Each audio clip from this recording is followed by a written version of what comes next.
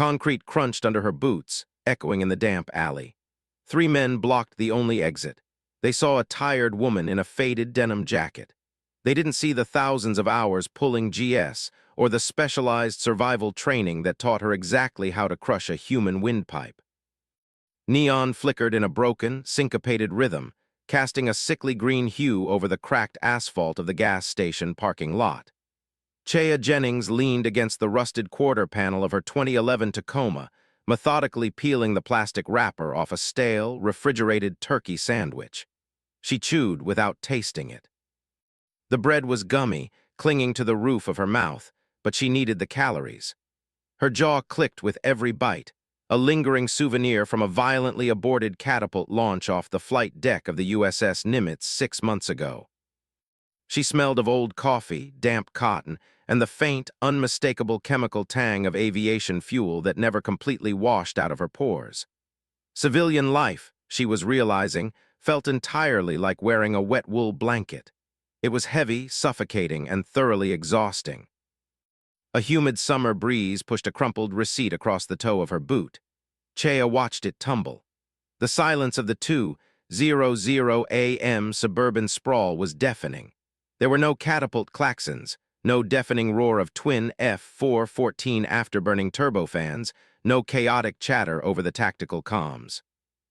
Just the high-pitched metallic hum of a dying street lamp and the distant hiss of tires on a wet highway. She rubbed the bridge of her nose, her fingers tracing the slight indentation where her oxygen mask usually sat. Her body was here, grounded in a desolate Oregon town, but her nervous system was still flying at Mach 1-2 over hostile waters. That was when the heavy scuffling sound of boots disrupted her forced meditation. Chea didn't snap her head up. She didn't flinch. Her peripheral vision, trained to track incoming bogies against a featureless gray sky, picked up the movement instantly. 3 figures, male, average height, varying builds, emerging from the shadowed side of the ice machine. She took another bite of her sandwich, chewing slowly. "Hey, long night." The voice was rough, heavily slurred, dripping with that particular brand of manufactured confidence born from cheap beer and group mentality. Chea swallowed the dry bread. She kept her eyes on the cracked pavement, cataloging the sensory inputs. The heavy scent of aerosol body spray mixed toxically with stale liquor and unwashed denim. Clear's throat, the scrape of their shoes. They weren't walking in a straight line. They were fanning out, a crude, instinctual flanking maneuver. "Stores close in 5. Chea said, her voice flat, devoid of pitch or tremor. It was the exact tone she used when acknowledging a vector change from an air boss, completely detached. The speaker, a thickly built man in a tight black t-shirt, took another step forward. His friends drifted to his left and right. The one on the right, taller, twitchy, wearing a backwards cap, slid his hands into the pockets of his oversized hoodie.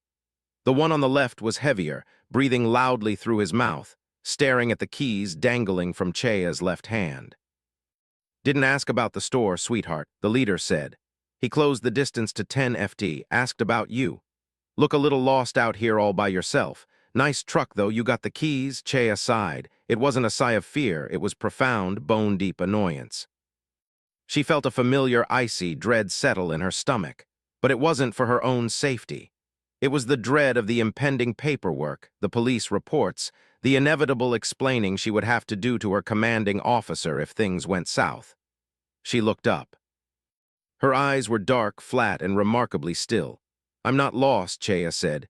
She casually tossed the half-eaten sandwich into a nearby trash can. It hit the plastic rim with a dull thud. "And I'm leaving. Back off." The leader chuckled, a wet, unpleasant sound. He glanced at his buddies, sharing a look of predatory amusement. They saw a woman, 5 FT7, wearing loose jeans and a worn-out jacket. They saw an easy mark, a truck they could joyride, a wallet they could empty, and a target they could intimidate. They didn't see the insignia tucked away in her duffel on the passenger seat. They didn't know about the 2-tour providing close air support for Tier 1 operators in valleys so hot and high the air itself felt like soup. They certainly didn't know about the specialized naval special warfare survival and evasion courses she had mandated herself through. Courses where instructors beat you with telephone books and drowned you in muddy water just to see if you'd panic. Chea had never panicked. Come on now. No need to be the twitchy one on the right spat, pulling a hand out of his pocket. No weapon, just balled into a fist. We just want a ride. Hand over the keys. Maybe we'll drop you off somewhere nice. Chea's heart rate bumped. Not a spike, just a steady elevation from 60 to 80 beats per minute. Her body was flooding with adrenaline, but her mind was aggressively gating it, filtering the chemical rush into pure, hyper-focused calculation. Distance, 8 FT. Lighting, poor. Footing, wet, slick asphalt. Threat assessment, 3 untrained, intoxicated males relying on mass over technique. Listen to me very carefully, Chea said. Her voice dropped an octave. The civilian cadence stripped away, leaving only the hard, unyielding edge of a military officer. You are misreading the situation. Turn around. Walk away. Go sleep it off. The leader stepped into her personal space, close enough that she could see the dilated pupils and the broken capillaries on his cheeks. Or what? You're going to scream? Chea didn't shift her weight. She didn't drop into a cinematic fighting stance. She just let her hands hang loose at her sides, her center of gravity sinking a fraction of an inch. Last warning, she said. It wasn't a threat. It was a statement of fact. Violence is rarely a choreographed dance. It is a car crash. It is awkward, breathless, and smells like copper, sweat, and bad decisions. The leader moved first. He reached out, his thick, calloused hand lunging toward the collar of her jacket to pin her against the truck. He telegraphed the movement a full second before his shoulder dipped. Chea didn't block. Blocking was for point sparring and dojos with padded floors. She stepped inside the arc of his reach. The rough fabric of his sleeve brushed her cheek. As she closed the gap, she drove the heel of her right palm upward, a brutally efficient upward strike aiming for the soft cartilage of his nose. The impact was a sickening, wet crunch. The man didn't even have time to scream. The kinetic energy snapped his head back violently. His eyes rolled up and his knees turned to water. He collapsed backward, hitting the wet asphalt with a heavy, meat-like thud. The silence that followed lasted less than half a second. 1 down, 2 remaining. The heavy-set man on the left froze, his mouth dropping open in a comical expression of disbelief. The twitchy one on the right, however, panicked. Panic made people dangerous. He lunged at her, leading with his head, trying to tackle her around the waist in a messy, chaotic football spear. Chea pivoted on the ball of her left foot, letting his momentum carry him past her. As he scrambled to arrest his forward motion, she brought her right elbow down like a hammer onto the space between his shoulder blades. The strike reverberated up her arm, jarring her own teeth, but it drove him face first into the rusted quarter panel of her Tacoma. Metal groaned. The man let out a sharp, choked gasp, his nose splitting against the truck's fender. He rebounded off the metal, wildly swinging a blind backhand. The heavy silver ring on his middle finger caught Chai high on the cheekbone. The skin split instantly. A hot flash of pain flared, followed by the immediate metallic taste of blood pooling in the corner of her mouth.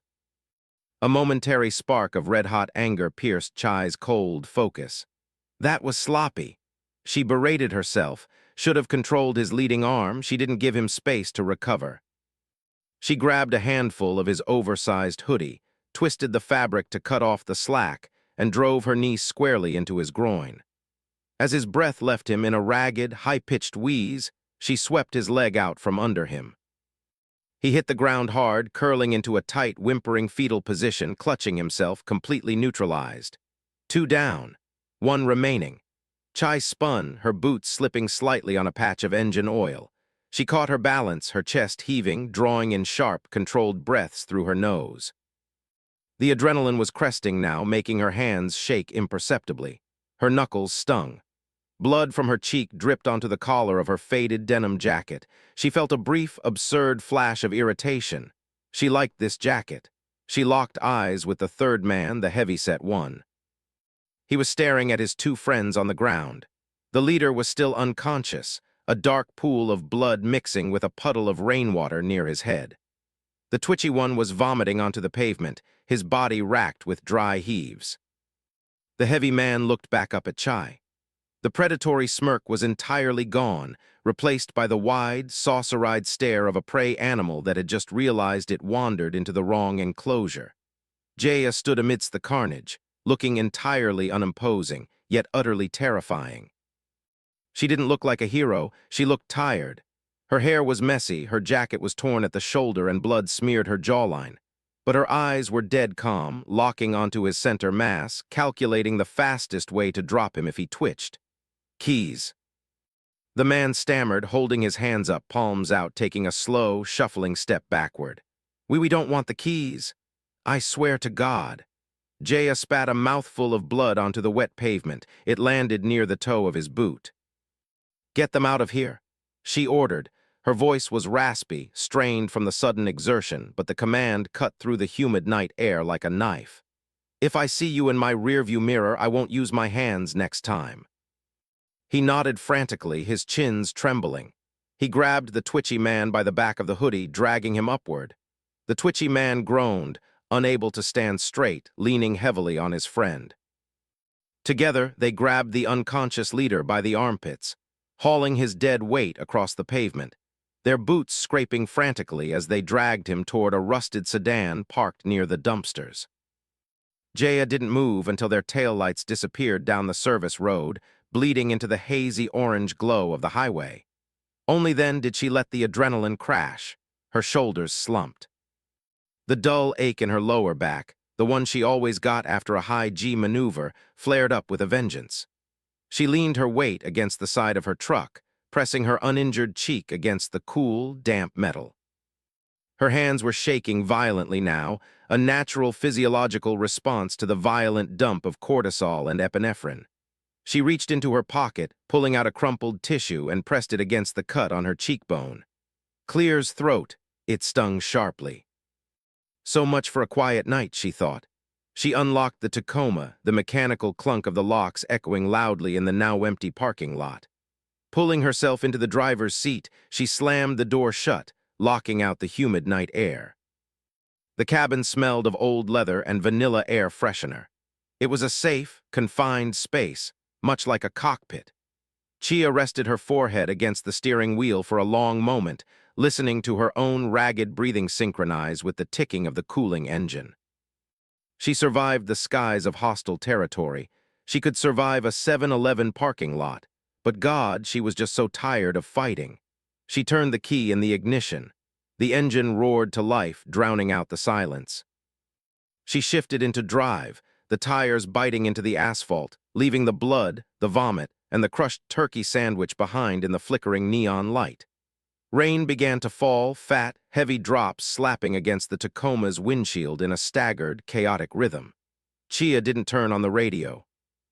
The silence inside the cab was oppressive, but she actively craved it, wrapping it around herself like a shield.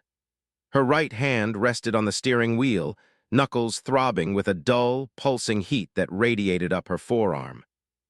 The cut on her cheek had finally stopped bleeding, hardening into a tight, itchy crust that pulled painfully every time she blinked or swallowed.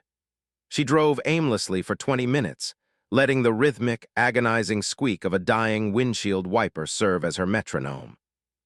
The adrenaline was entirely gone now, leaving behind a vast, hollow crater in her chest. This was the part the movies never showed. They showed the fight. They showed the stoic walk away. They never showed the cold, shivering aftermath, where your knees felt like wet sand and your brain ruthlessly replayed every microsecond of the encounter, searching for tactical errors. I dropped my guard when he swung blind. I let anger override muscle memory. Sloppy. She wasn't proud of what she had done at the gas station. There was no triumphant swell of music in her head. Instead, she felt a deep, gnawing shame. She was a commissioned officer. She had been trusted with a $60 million piece of highly classified machinery, trained to drop ordnance through a window from 30,000 FT. And here she was, brawling in the mud with drunken petty thieves over a rusted truck. The violence had felt easy. That was the contradiction that terrified her most. Finding peace in the civilian world felt like trying to breathe underwater, but snapping a man's nose in self-defense, that felt like breathing air. Tires hissed as she veered off the main highway. taking a gravel access road that ran parallel to the freight tracks. The Tacoma's headlights cut through the gloom, illuminating a massive corrugated steel building surrounded by a graveyard of half-dismantled cars. A single flickering neon sign in the window read, Patterson Automotive. Chai parked near the open bay doors, cut the engine, and sat in the dark for a long moment. The smell of wet asphalt mixed heavily with the sharp industrial tang of burnt motor oil and ozone from a welding torch. It wasn't a sterile scent, but it was familiar. It grounded her. She pushed the truck door open and stepped into the drizzle.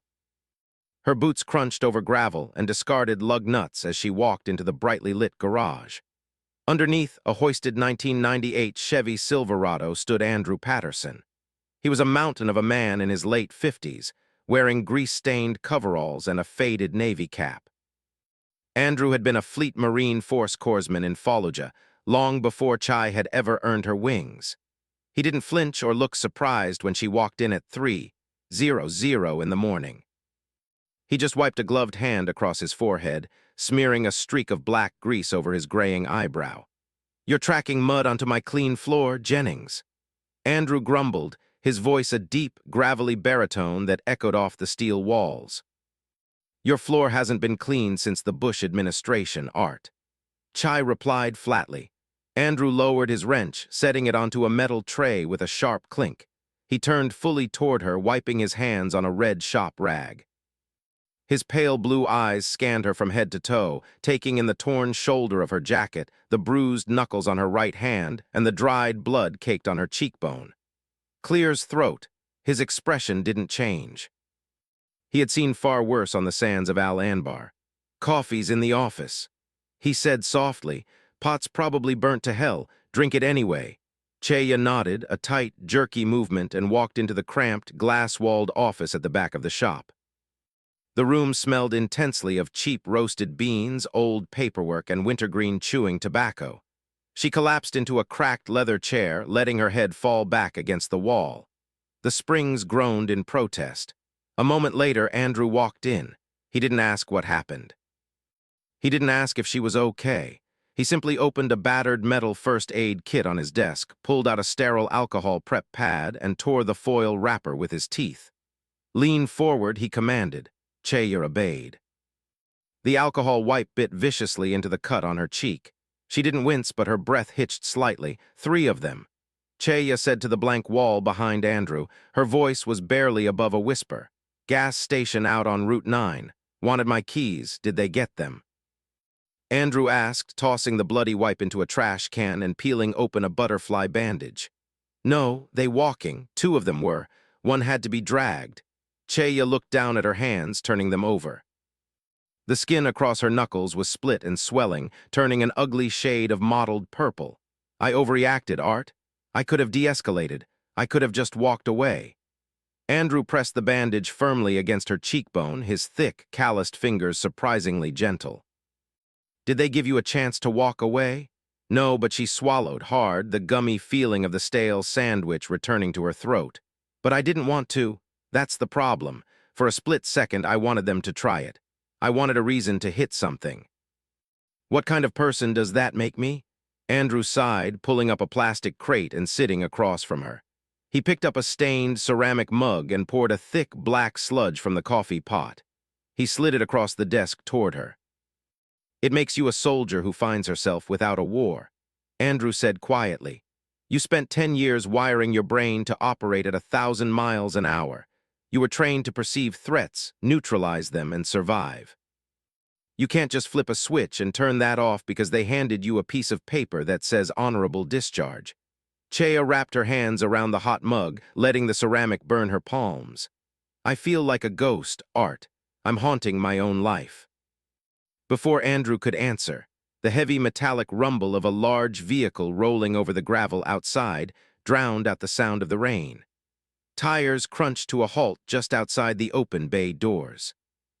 A moment later, the sharp, authoritative slam of a heavy car door echoed through the garage. Andrew looked past Chaya, peering through the dirty glass of the office window. He frowned, his jaw tightening. "Speak of ghosts," Andrew muttered. "Looks like your past just caught up to your present." Heavy footsteps echoed across the concrete floor, deliberate and unhurried. Through the glass, Chea watched a tall figure approach. He wore a tan uniform jacket, dark brown trousers, and a wide-brimmed hat that dripped rainwater onto Andrew's dirty floor. Sheriff Teddy Brody pushed the office door open. It whined loudly on unoiled hinges. The smell of wet wool, damp leather, and stale spearmint gum flooded the cramped room. Brody was a man who looked inherently tired. Deep grooves framed his mouth, and his gray eyes held the cynical weight of 20 years spent policing a town that was slowly rusting away. Brody stopped in the doorway, resting one hand on his utility belt. He looked at Andrew, then shifted his gaze to Chea. He noted the butterfly bandage, the bruised knuckles, and the stiff defensive posture she instantly adopted. Silence stretched between the three of them, thick and heavy. "County General Hospital called me about an hour ago," Brody said, his voice a low, rumbling drawl. 3 local boys walked into the ER. Well, 2 walked. One was carried in on a stretcher. Chea took a slow sip of the burnt coffee. It tasted like ash. She didn't say a word. She kept her eyes locked on the rim of her mug. "Story is," Brody continued, leaning his shoulder against the door frame, "they slipped and fell in a parking lot, all 3 of them simultaneously. One managed to slip so hard he completely shattered his nasal cavity. Another one has a severe testicular contusion and a bruised sternum. Third one's missing a tooth." Andrew leaned back on his plastic crate, crossing his massive arms over his chest. "Sounds like a clumsy bunch, Sheriff. Ice out on the roads. It's July art," Brody said flatly. "Freak weather then." Brody ignored the mechanic. He stepped into the room, pulling a small spiral notebook from his breast pocket. He didn't open it. He just tapped it rhythmically against his thumb. "Chea," Brody said softly. The official tone dropped away, leaving only a weary familiarity. He had known her since she was a teenager, long before she left for the Naval Academy. "I pulled the security footage from the Exxon station on Route 9. Quality is garbage, mostly just shadows, but I'd recognize that beat-up Tacoma of yours anywhere." Chea finally looked up. Her eyes were hard, betraying nothing. "Am I under arrest, Tom?" Brody sighed, rubbing the back of his neck. "Those 3 idiots have rap sheets longer than my arm. Meth distribution, grand theft auto, aggravated assault. My deputies found a trunk full of stolen catalytic converters in the sedan they drove to the hospital. They aren't pressing charges because they know if they talk to me for more than 5 minutes, I'm locking them up for the stolen car parts." Chea's shoulders dropped a fraction of an inch. The tension bleeding out of her muscles was physically painful. "So why are you here?" she asked, her voice raspy. "Because I'm worried about you," Brody said, dropping the notebook back into his pocket. He pulled up a folding chair and sat down, placing him at eye level with her. "I know what you did over there, Chea. I know the commendations. I know you lost friends. But you are home now. This town isn't a combat zone, and the people in it aren't enemy combatants.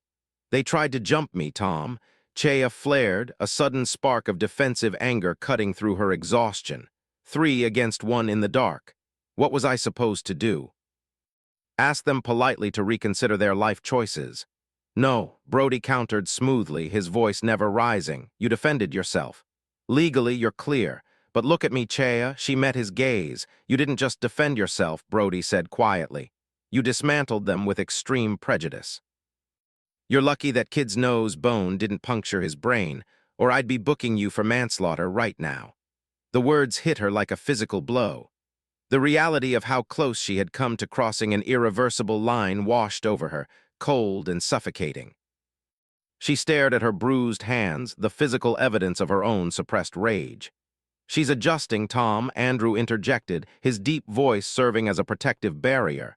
"Give her space." "I am giving her space," Brody said, standing up, "but space doesn't fix a broken compass. You need an anchor, Chea. You need to figure out how to live here, or you're going to end up hurting someone who doesn't deserve it, or you're going to end up in a cell." Brody adjusted his duty belt. He looked down at her, his expression softening into something resembling pity. "That hurt worse than anger. The war is over, kid," Brody said softly. "You won. Stop fighting." He turned and walked out of the office. The heavy thud of his boots faded across the concrete floor, followed by the chime of the door, the slam of his cruiser, and the crunch of tires rolling away into the wet night. Chea sat in the profound silence that followed. The rain outside had begun to slow, tapering off into a fine, misty drizzle. Through the dirty office window, she could see the very first faint hints of dawn bleeding into the eastern horizon. The sky was changing from pitch black to a bruised, melancholic purple. She looked at Andrew. He was already back on his feet, picking up his shop rag. "He's right, you know," Andrew said gently, not looking at her. He walked out of the office, heading back toward the hoisted Silverado. "You can't fly evasive maneuvers forever. Sooner or later, you got to land the plane." Chea stayed in the chair. She listened to the clink of Andrew's wrench, the distant rumble of a freight train, and the steady, slow beating of her own heart. She took a deep breath, the smell of roasted coffee and old oil filling her lungs. It didn't smell like jet fuel. It didn't smell like fear. It smelled like morning. She carefully picked up the ceramic mug, bringing it to her lips. She drank the bitter, burnt coffee, letting the heat ground her to the present moment. For the first time in 6 months, she didn't feel like she was falling. She was just sitting in a chair, in a garage, in a small town. And for now, that was going to have to be enough. Thank you for diving into this gritty, raw journey with us. If Chea's battle between her past and present resonated with you, please hit that like button and share this story with someone who appreciates deep, character-driven drama. Don't forget to subscribe to the channel for more grounded, immersive storytelling, and hit the bell icon so you never miss a new release. We appreciate your support.